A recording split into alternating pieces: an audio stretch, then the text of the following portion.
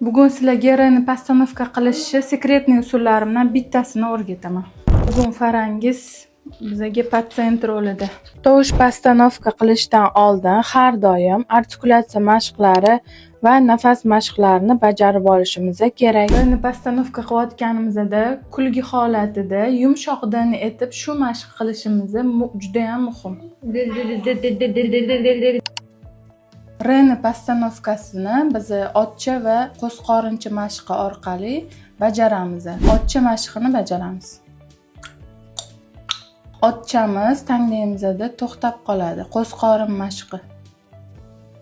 Tilimizni tanglayga yopishtirib, D bilan Z ni baravariga chiqaramiz.